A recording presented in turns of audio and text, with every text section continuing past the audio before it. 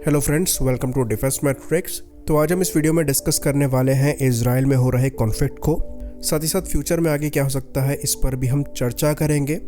और इस पूरे वीडियो के दौरान जो एक्चुअल फुटेजेस हैं उसको हम यहाँ पर प्ले नहीं करेंगे क्योंकि वो बहुत ज़्यादा ग्राफिक है। हाँ, कुछ फुटेजेस को हम यहाँ पर डेफिनेटली यूज़ करेंगे ताकि आपको सिचुएशन ढंग से समझ में आए। तो गाज़ा स्ट्रिप से इजराइल में मास इन्फिल्ट्रेशन हुआ है हमास टेररिस्टों का, और मल्टीपल लोकेशन पर एक साथ यहाँ पर इन्फिल्ट्रेशन हुआ है जिसमें बॉर्डर को तोड़ कर ये आगे घुसे हैं।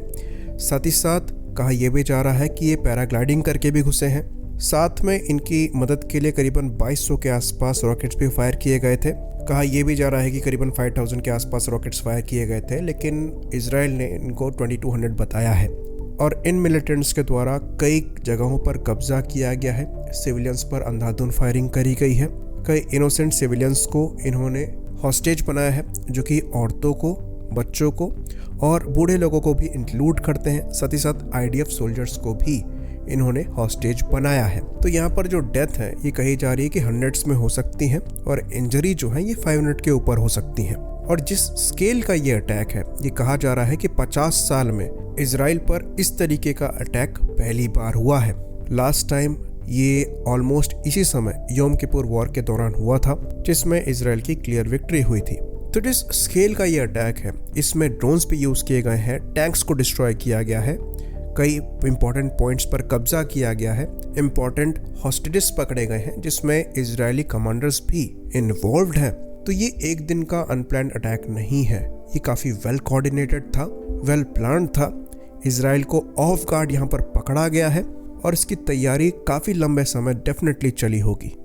तो ये कंप्लीट फेलियर दिखाता है इजराइल की इंटेलिजेंस एजेंसी का, जो कि इस तरीके के अटैक को प्रेडिक्ट नहीं कर पाए। और यहाँ पर खाली इजरायली इंटेलिजेंस एजेंसी का फेलियर नहीं है, यहाँ पर CIA का भी फेलियर है, ये भी हम कह सकते हैं, क्योंकि ज़्यादातर केसों में दोनों एजेंसीज कोऑर्डिनेटेड वे में काम करती हैं। तो हमास के बारे में हम पहले भी चर्चा कर चुके हैं और हमने बताया है कि कैसे ये ईरान द्वारा बैक्ड है और कासिम सुलेमानी को इसलिए मारा गया था क्योंकि वो एक तरीके से फिलिस्तीन के कॉज के लिए हमास को ट्रेनिंग और फंडिंग दोनों इंश्योर कर रहे थे। तो अभी भी ऐसे कई पॉइंट्स हैं जहां पर ये जो हमास के टेररिस्ट हैं इन्होंने अपना कब्जा बना के रखा हुआ है, कई हॉस्टेजेस रखे हुए हैं। और इसके बाद भी इजराइल ने काउंटर ऑफेंस जो है स्टार्ट कर दिया है और गाजा स्ट्रिप में कई इंपॉर्टेंट ठिकानों पर IAF द्वारा बॉम्बिंग करी जा रही है। तो इजराइल के जो प्राइम मिनिस्टर हैं बेंजामिन नेतन्याहू, उन्होंने ये कहा है कि इजराइल यहाँ पर जवाब देगा। ऑपरेशन स्टार्ट किया गया है जिसका नाम रखा गया है ऑपरेशन स्वॉर्ड्स ऑफ आयरन। अब इसकी क्या डिटेल्स हैं ये तो हमें नहीं पता है, किस लेवल तक ये ऑपरेशन चलने वाला है ये भी हमें नहीं पता है, आने वाले कुछ दिनों में ही पता लगेगा। लेकिन डेफिनेटली यहाँ पर इजराइल द्वारा स्ट्रॉन्ग रिएक्शन दिया जाएगा। तो हॉस्टेज सिचुएशन का डेफिनेटली जो टेररिस्ट हैं ये फ़ायदा उठाने की कोशिश करेंगे, इसलिए उन्होंने हॉस्टेजेस यहाँ पर बनाए हैं ताकि वो इजराइल के काउंटर अटैक को रोक सके, क्योंकि उन्हें भी ये चीज़ पता है कि इजरायली अपने आदमियों को पीछे नहीं छोड़ते हैं। तो खाली IAF द्वारा यहाँ पर ऑपरेशंस नहीं किया जाएगा, वरना उनके लिए काफ़ी आसान है क्योंकि कोई काउंटर एयरफोर्स नहीं है, तो वो पूरी तरीके से गाजा स्ट्रिप को साफ कर सकते हैं, जो कि यहाँ पर ऑप्शन नहीं है हॉस्टेज सिचुएशन की वजह से। बाकी ह्यूमन राइट्स के बारे में वो ज़्यादा विचार करेंगे या नहीं करेंगे ये देखने वाली बात होगी, क्योंकि इनके सिविलियंस मारे गए हैं। तो ये ऑपरेशन थोड़ा कॉम्प्लिकेटेड रहेगा। अब किस स्केल तक जाएगा ये देखने वाली बात होगी, क्योंकि ये ईरान तक भी जा सकता है और हम यहाँ तक कहेंगे कि ये ईरान तक जाएगा। बाकी इजराइल को पूरी तरीके से सपोर्ट मिला है वेस्टर्न कंट्रीज़ का, जिसमें US, UK, जर्मनी, फ्रांस जैसी कंट्रीज़ शामिल है।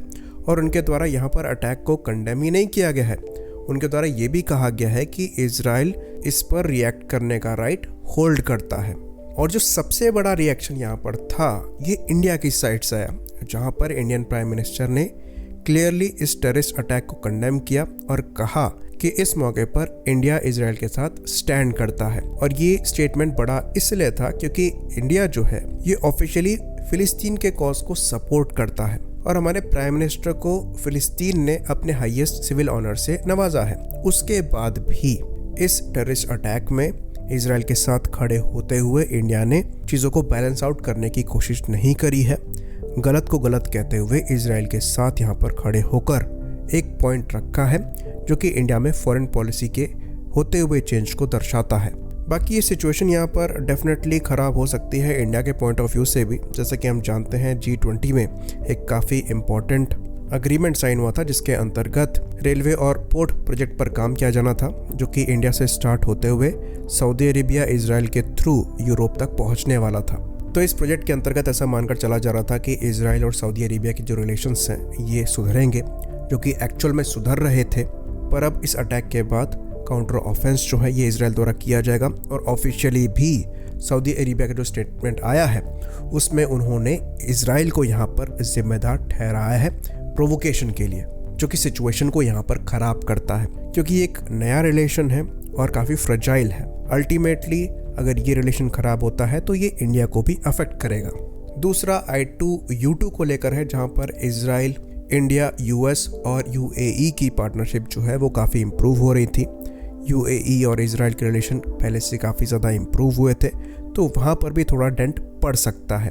ऑल्दो UAE सऊदी अरेबिया के कंपैरिजन में ज़्यादा लिबरल है और वो हो सकता है इस सिचुएशन की वजह से इजराइल और UAE के रिलेशंस को ख़राब ना करें, पर फिर भी वहाँ पर भी रिलेशंस में डेंट पड़ने के चांसेस एग्जिस्ट करते हैं। तो अभी ये डेवलपिंग सिनेरियोस हैं। ये चीज़ हम जानते हैं कि इजराइल द्वारा डेफिनेटली ब्रूट फोर्स के साथ यहाँ पर रिएक्ट किया जाएगा, जो कि काफ़ी सीवियर ह्यूमन राइट सिचुएशन को क्रिएट करेगा, क्योंकि उसकी शुरुआत आज हो चुकी है।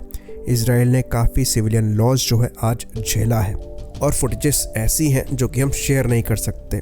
बाकी वेस्ट से लेकर इंडिया तक ने उन्हें सपोर्ट दिया है, तो इजराइल के काउंटर ऑफेंस में ऐसा लगता नहीं है कि कोई कुछ ज़्यादा बोलेगा मिडल ईस्ट की 2-3 कंट्रीज़ को छोड़कर।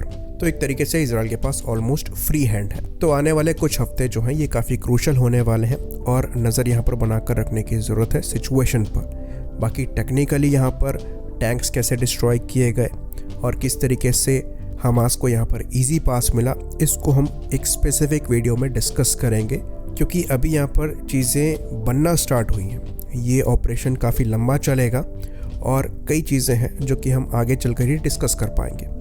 आई होप इन्फॉर्मेशन क्लियर रही हो। इसी बात पर इस वीडियो को हम ख़त्म करेंगे। लाइक करिए, सब्सक्राइब करिए। जय हिंद।